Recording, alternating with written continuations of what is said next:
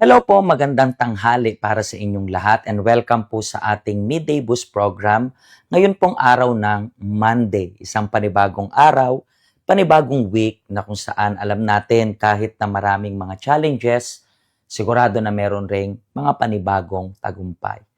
At sa program po natin ngayong week na ito, pag-uusapan natin kung paano natin masolusyonan yung sunod-sunod na problema. Pero bago natin mapag-usapan yan, please, gusto ko po muna na i-share ninyo yung link ng program para sa lahat. And kapag na-share nyo na po yung link ng program para sa lahat, just make sure na prepare na po yung tubig ninyo. Prepare na rin po yung prayer request nyo sa baba. Kasi later on, bago natin matapos yung program natin, gagawa tayo ng special prayer para sa inyong lahat. Kayo po na medyo may hindi magandang pinagdadaanan sa buhay, may mga challenges sa buhay. So allow na yung program na ito ay magamit ng Diyos para matulungan bawat isa sa inyo. And while doing na sinishare nyo po yung link, and while doing na nagko-comment po kayo sa comment section, and while doing yung paghahanda ng mga tubig ninyo, panoorin po natin itong testimony na ito and then afterwards magbabalik tayo kasi related sa topic na ito, related sa testimony na ito, yung magiging topic natin for today. Panoorin niyo po ito. Dumating ako sa punto na nagkaroon ako ng malaking utang dahil naging alipin ako ng utang. Utang dito, ibabayad ko doon sa utang ko ulit na isa hanggat talagang na-devour na yung aking financial na buhay. At dumating sa punto na almost na-bankrupt na yung negosyo ko.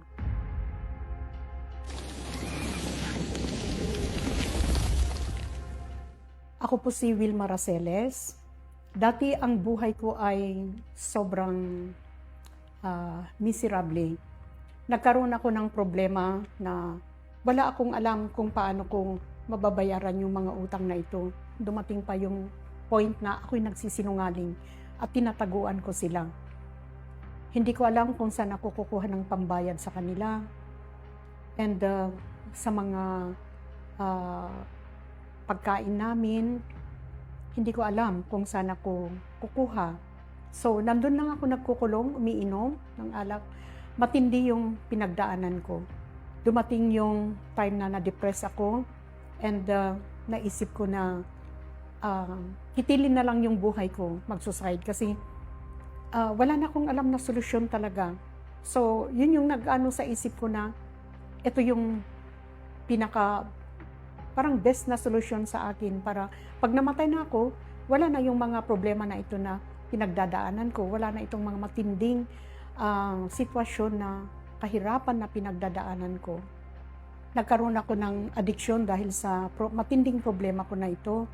Nagkaroon ako ng addiction sa alak, sa sigarilyo. Then, hindi lang ako yung may addiction, kundi pati yung anak ko. At mas matindi rin yung anak ko dahil nagkaroon siya ng addiction sa droga. Nagkaroon siya ng addiction sa pornography. Nagkaroon siya ng addiction sa alak at saka sa sigarilyo. Nagsabay-sabay yun na na-devour yung aking financial na buhay. Kasi doon napupunta yung mga finances ko. Nakakahawak ako ng malaking pera noon na dahil sa, ang alam ko ay nakukonquer ko yung mga pera na ito gawa ng lakas ko. Pero hindi pala ganun. Dahil wala akong alam, hindi ko alam yung about sa pagbabalik sa ikapo. Nung dumating ako sa Simbahang Universal, unang narinig ko about itong pagbabalik sa ikapo, katapatan. So, nag-attend, then naintindihan ko, naunawaan ko yung about sa kahalagahan ng pagbabalik ng ikapo sa Diyos, panunumbalik sa Diyos. So, nung naintindihan ko ito, naunawaan ko ito, ginawa ko ito. Kumuha ko ng envelope ng katapatan at yung pangalawang Sunday ko sa simbahan, pag-attend ko, nag-start ako na magbalik ng aking ikapo, ng aking katapatan. Hanggat ganon yung ginagawa ko. Tapos may mga vow na ginagawa ko nung naintindihan ko rin yung about sa vow. So lahat ang mga ito ginawa ko. At doon ko nakita yung starting ng pagbabago ng aking financial na buhay. Hindi hanggang doon lang, kundi nagpatuloy ako na binabalik yung ikapo ko sa Diyos. Nagpatuloy ako na binabago yung sarili ko, inayos yung sarili ko, yung mga dapat na baguhin ko, na alam ko na hindi kalugod-lugod sa Diyos. So, ini-start ko ito na ayusin yung buhay ko. Pati yung mga nasa loob ko, mga galit, mga tampo, mga grudge, lahat ng mga ito ay sinuko ko sa Diyos. Sa pag-aayos ko ng aking buhay, ang aking sarili, at pagbabalik ko ng aking katapatan, doon ko nakita yung pagsimula ng pagbabago ng aking buhay. Bankrupt na business ko, na-start na-recover ko yung business ko. So, hindi ko nababayaran yung mautang ko noon. Pero nung nag-start na nagre-recover, naayos na yung buhay ko, doon din ako nagsimula na isa-isa na binabayaran yung mga pagkakautang ko. Then, dati ang mga anak ko ay wala rin silang hanap buhay, nagde-depend sila sa akin. So, alam ko na dahil sa katapatan ko sa Diyos, nag-start din na isa-isa na nagkaroon sila ng hanap buhay, hindi na sila nagde-depend sa akin. So, naging maayos yung loob ko. Binago ng Diyos yung puso ko na dati hindi ako marunong magpatawad. Ngayon ay natuto ako na magpatawad. So, wala na yung mga addiction ko. Naging maayos na yung sarili ko. At sa finances ko, lumalago yung negosyo ko, lumalago yung business ko. Then, nagkaroon ako ng 2 branch doon din sa area na yon. Nagkaroon ako ng mga suppliers from iba't ibang bansa. Sa China, meron akong 2 supplier. Then, meron akong supplier sa Thailand.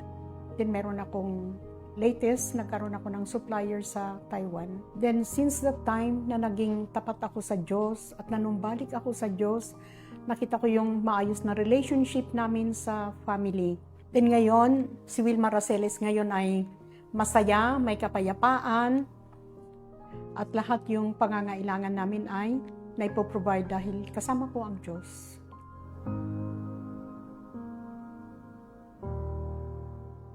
At diyan po tayo magtatanong sa pag pinag-usapan natin yung devouring spirit. Alam ko po na yung iba sa inyo alam na yung magiging message natin this week, pero mas i-elaborate natin dito. Kasi ano po bang nangyari sa book of Joel? Tingnan natin yung verse na ito. What the chewing locust left, the swarming locust has eaten. What the swarming locust left, the crawling locust has eaten. And what the crawling locust left, the consuming locust has eaten. So dito po makikita natin yung 4 na iba't ibang klase ng locust, yung balang.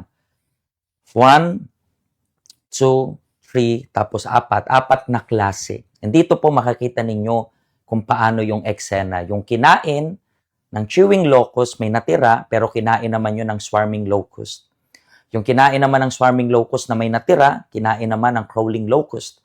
So, may natira, and then yung consuming locust, kinain talaga lahat. So, makikita nyo po one after the other. That's why yung topic natin for today is yung 5 steps para masolusyonan ang sunod-sunod na problema. Siguro po, yan po yung pinagdadaanan mo.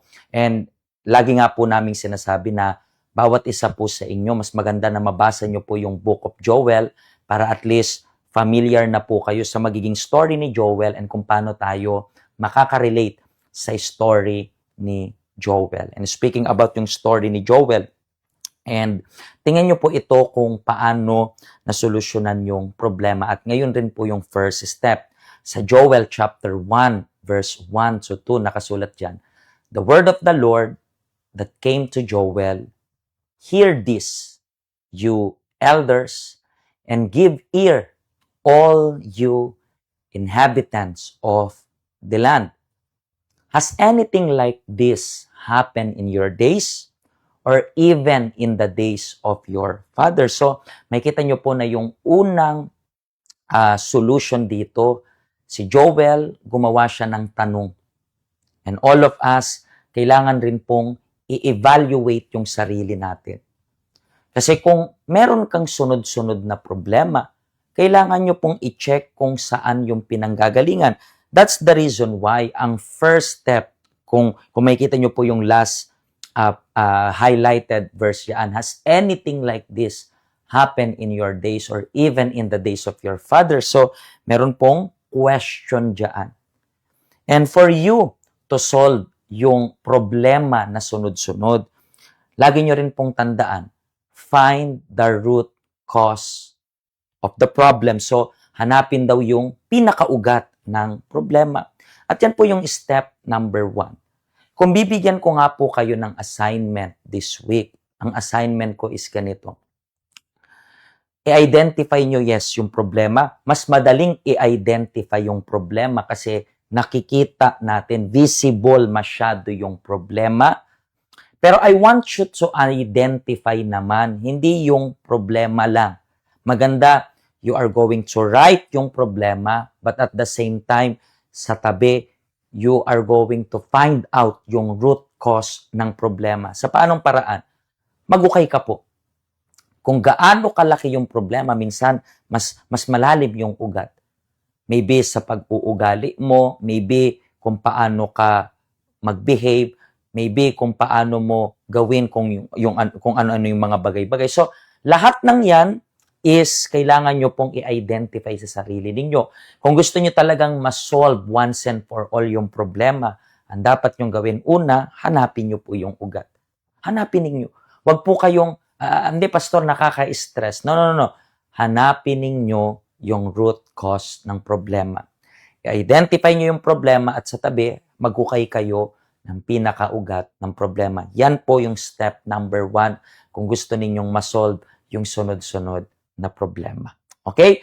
Kasi even though gagawa tayo ng prayer ngayon, prayer helps, pero at the same time, kailangan nyo rin pong tulungan yung sarili ninyo. So gawa po tayo ng prayer right now. Kung okay na po yung prayer request ninyo, kung okay na yung tubig nyo dyan, please, let's make yung prayer natin, pwede nyo pong ipikit yung mga mata ninyo.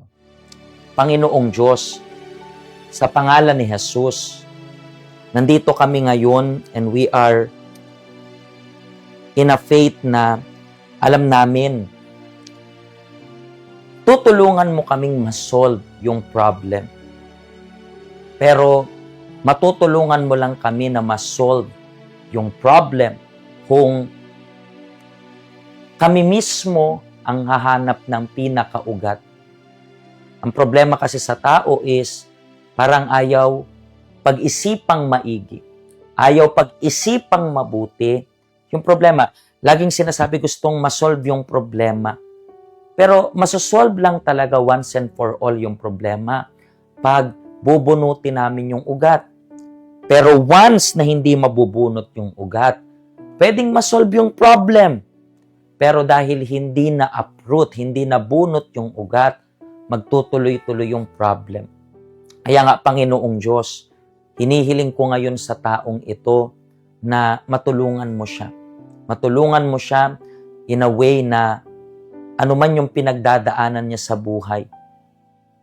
Alam ko na kapag inanalyze niya lang yung sarili niya, umupo saglit, mag-isip, at tanungin yung sarili, bakit nga ba ako may problemang ganito?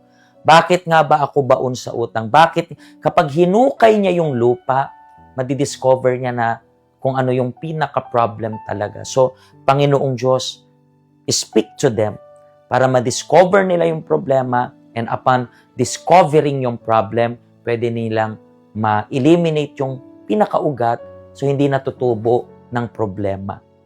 Panginoong Diyos, bigyan mo sila ng guidance and direction. Basbasan mo rin itong tubig na ito and sa pag-inom ng tubig ng taong ito, mabigyan mo siya ng lakas, ng tibay at katatagan. Pinagpapala ko yung buhay nila, pinagpapala ko lahat ng gagawin ng kanilang kamay. Panginoong Jesus, sa buong week na ito, na pag-uusapan namin yung step by step kung paano ma-solve yung sunod-sunod na problema, open their understanding. This is what we pray In the name of the Lord Jesus Christ, Amen. Pwede nyo pong inumin yung tubig ninyo and tanggapin nyo po yung refreshment sa kalooban ninyo, ang liwanag na nagmumula sa Panginoon. Amen. Amen? So, mga kaibigan, bukas po pag-uusapan natin yung step number 2. Just reminding nyo lang po na kung pupunta po kayo sa health center natin this weekend, magdala po kayo ng picture ninyo. Yung mukha nyo lang, hindi masyadong malaki, siguro 1x1 or 2x3, passport size, walang problem. Bakit? Kasi beginning sa susunod na Lunes, sisimulan natin yung journey of faith natin na kung saan iiyak tayo sa Panginoon, manunumbalik tayo sa Diyos ng buong puso at paghagalingin niya anuman yung issue natin sa buhay natin. So this coming weekend, ito po yung ating address, ito rin po yung ating schedule this weekend. Okay? So, pwede nyo pong screenshot to and message us for more information. So, paano po mga kaibigan? Huwag nyo pong kalimutan, bukas, step number 2, stay connected and stay in faith. Okay? Pagpalain po kayo ng Diyos.